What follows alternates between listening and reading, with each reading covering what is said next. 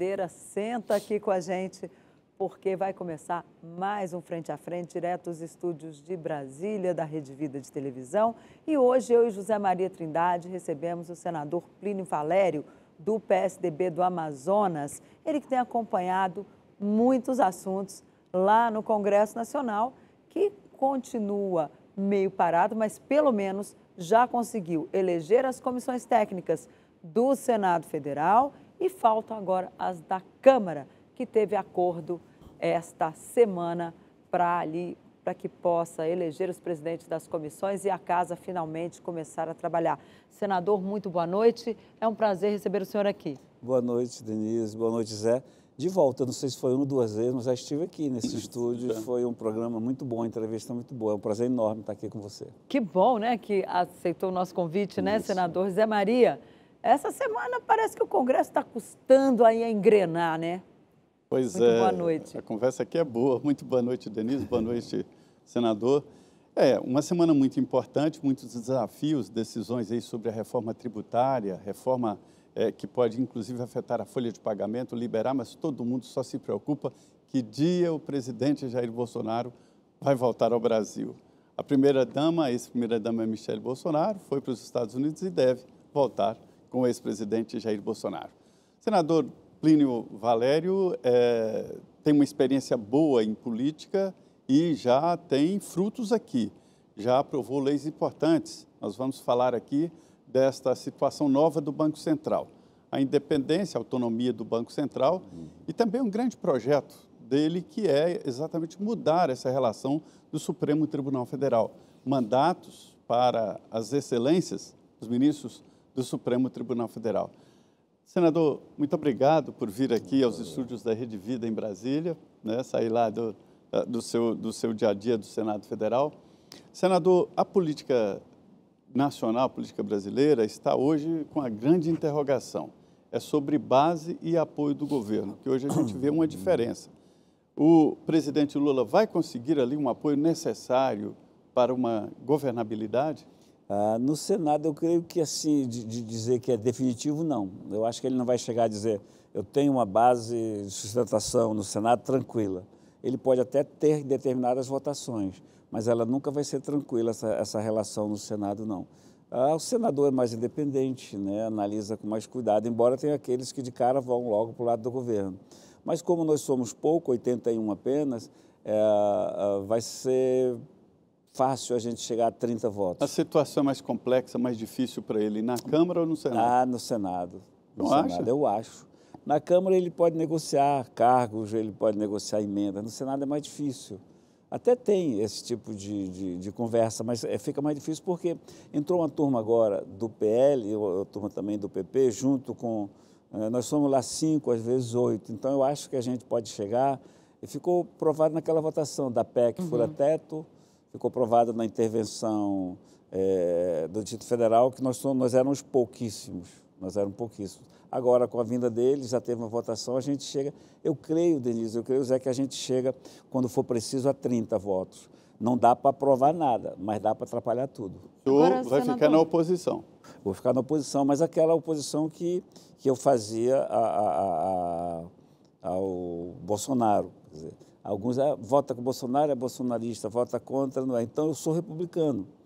Como o Bolsonaro convergia muito a opinião dele sobre a Amazônia, recursos naturais, eu votava nele isso, mas eu votei contra o armamento, né, e peguei muita porrada por isso. Então, na maioria das vezes, eu vou votar contra o governo do Lula. Eu sou antipetista, né, eu não gosto do PT. Então, eu vou votar contra, mas tem hora que não tem como, tem hora que o assunto é republicano e a gente tem que votar. Aí tem que votar não tem como. Então, favoravelmente. essa é a minha oposição. A oposição do PSDB vai ser oposição também moderada nesse sentido. A gente prefere, eu odeio direita e esquerda, né? Isso é bobagem, e centro, mas se você tiver que botar na parede, no pau de arara e dizer, o que é que você é? Eu vou te dizer que eu sou de centro, nem direita nem esquerda, eu sou um pêndulo. É republicano? Vou votar a favor. Não é republicano, né? Não vou votar a favor. E a gente conhece o que o PT fez no verão passado. O PT vai repetir tudo o que fez no verão passado. Agora, senador, o presidente Lula colocou muitos ministros senadores. O ministro da Educação é senador, o ministro da Justiça é senador, O ministro dos Transportes, Renan Filho, é senador e tem o pai senador também. Jader Filho é filho do senador Jader Barbalho. Tem muita gente dizendo que essa composição que o presidente Lula fez no Ministério vai aliviar a vida do governo no Senado, mas vai atrapalhar na Câmara dos Deputados, onde as reclamações já são grandes pela busca de espaço ali no Poder Executivo. Quando ele Como é que o senhor avalia? Quando ele bota senador é porque o suplente vai obedecer tudo que mandar. Mas se você vê bem o que ele botou ali, eu até brinco, é Bob pai e Bob filho, né? Normalmente ele pegou já o senador filho, o senador sobrinho. Eu não vejo, Denise, com essa facilidade no Senado, não, te digo. Sim, a gente tem manobras lá. Vamos dar o exemplo da Fura-Teto. Nós éramos 28, 30, né? 26 no mínimo. Então, no mínimo, vamos ter 26. A PEC emergencial, né? Isso, a PEC emergencial. Foi aprovada no ano passado. Então, nós fizeram a besteira de, na CCJ, concordar e que fosse para o plenário, sem chegar a um acordo, e a gente calculava ter, no mínimo, 26. No mínimo, a gente teria 34, 26, e na hora tivemos 16, não foi 18 votos. Por quê? Porque o Rodrigo Pacheco ficou na mesa, enrolando no celular, enrolando, enquanto o Davi, enquanto o Renan, o Jacques Wagner ficava articulando. Telefona, conversa, telefona, um olhava para o outro, vai levando, enrola. E o Rodrigo foi enrolando. Mas isso é jogo político, faz parte, né? E quando eles tiveram certeza de que nós seríamos derrotados feio, aí eles falaram, agora bota em votação. E a gente só teve 16.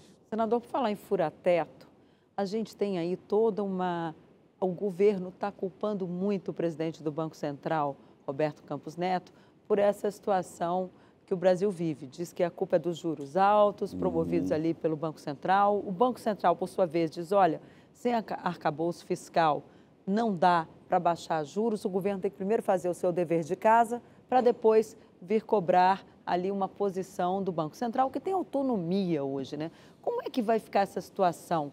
Quem tem razão nesse jogo político que a gente vê aí com esse viés econômico? Denise, eu sou o autor da lei que deu autonomia ao Banco Central. Em 2019, eu cheguei com algumas bandeiras, bandeira amazônica, meu discurso bem amazônico, mas senador da República. Então, eu entrei logo que pude, quando está todo mundo em lua de mel, né? Imagina, 2/3 do Senado assumiu, todo mundo em lua de mel. Eu digo, opa, é aqui que eu vou. Carreguei a experiência de ser vereador e consegui colocar os meus temas lá nisso. E como autor da autonomia do Banco Central, na época a gente teve a oposição do PT. O PT não queria. Eu até brinquei uma vez com um senador do PT. Falei, vocês não querem por quê? Está pensando que o Lula vai voltar? Lula não volta, não. Então, eles pensavam que o Lula voltaria. Na realidade, a autonomia deu um nó. Por quê? O que o PT planeja fazer? Ele tem o BNDES, que distribui dinheiro. O BNDES não arrecada, o BNDES recolhe, depositam lá. Pegou a Petrobras, que vai gerar essa riqueza, haja dinheiro para o BNDES, tem os fundos do coitado dos trabalhadores e precisava do Banco Central para controlar juros na marra ou não e até, quem sabe, extremidade, emitir moeda, porque o Banco Central é responsável por isso. Então, essas críticas é uma tentativa de constranger. Essa tentativa, constranger para que o Roberto reaja de forma assodada e encontrar o bode expiatório. Porque a picanha nunca vai baixar. O pobre não vai comer picanha nunca neste país. Ele não vai. O imposto de renda ele não conseguiu fazer. O salário mínimo aumentou R$18. Então, ele quer encontrar alguém culpado. Então, mas eu tenho informação que o Roberto Campos Neto nem pensa nessa possibilidade de renúncia. Não, o Roberto Campos, eu tenho pouco contato com ele. O contato que a gente tem é institucional, né, que a gente pode reforçar, porque a mim, como autor da lei, interessa fazer isso. Então, veja bem, ele não vai conseguir. Mas o Lula tem um problema sério, psicológico. O Lula ele vive em 2002, quando ele assumiu que a economia mundial bombava e ele podia fazer as besteiras que fizesse, tudo dava certo. Aquele jogador que bate na canela, entra aqui, bate na costa, não é mais assim. E ele não se dá conta velho disso. Com regra nova, é isso? Exatamente. Hoje tem o VAR, né? Hoje o Lula é do tempo que não tinha o VAR. VAR. E pelo contrário, a tendência mundial é de dificuldade. Dificuldade. Então ele vai ter muita dificuldade. Começa por essa coisa desnecessária, que foi a PEC da transição. Precisava de dinheiro? Talvez precisasse. 50 bilhões, 75, mas ele foi logo para 200. Então, ali já mostrou a gana com que veio. Mas por que o senhor defendeu e defende o Banco Central? Não é nem independente, né? É autônomo, ele não é. Por que o senhor acha que precisa? É o que eu digo para os governistas, quando eles falam, avisa lá para o Lula que o Roberto Campos, ele é o gestor, ele executa a política que o Conselho Monetário Nacional traça. Então, o foco dele está errado. Eu defendo por quê? O que foi, Zé Maria? Qual foi a minha espinha dorsal do projeto? Bem simples, né? Depois teve emenda do Tasso, do Eduardo Braga, mas o meu, bem simples, espinha dorsal. O presidente não pode mais, quando o time dele perder, ele liga para exonerar o presidente do Banco Central.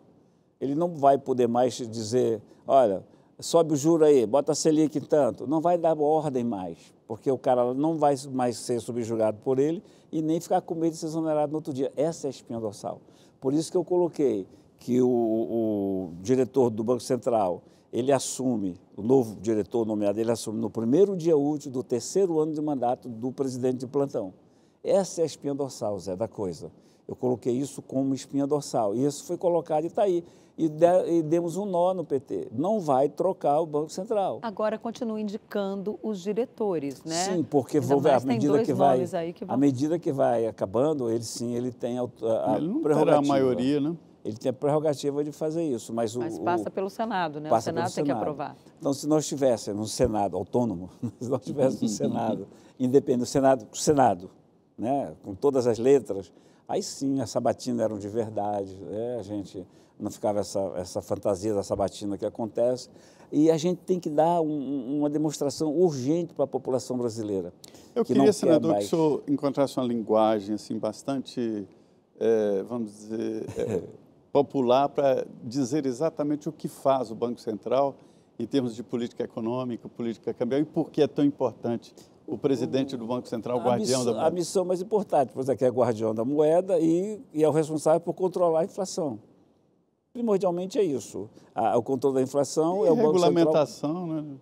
Mas eu acho que o principal mesmo é o controle da inflação. Se vai subir, se vai descer, ele é o responsável por isso. E é o guardião da moeda. Aí ele usa as mágicas que ele tem, né? Que ele tem, o mecanismo que ele tem. Sobe o juro, desce o juro, de uma forma que controla. A inflação só pode subir 0,5%, então o juro vai ficar aqui, o juro vai ficar assado.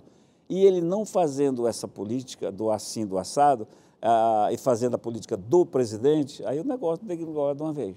Então, linguagem bem simples é isso, é o controle da inflação. E também, no último estágio, o responsável por emissão de moedas, que seria o fim, emitir moeda. E na cabeça do Lula deve passar isso, de emitir moeda. Mas roda dinheiro aí, vamos dar para... Mas que gera inflação, né? Muita inflação. Então, eu considero, Zé, Denise, que os meus amigos, até quando a gente aprovou essa, dizem, teu mandato já valeu por essa lei, né? Sim, com certeza. Então, eu embora... Por a história. Entra na história, quer queira que não, a gente entrou na história. Foi o que eu disse para o Davi, quando a gente aprovou, o Senado acaba de entrar para a história. Porque isso é um avanço institucional muito grande.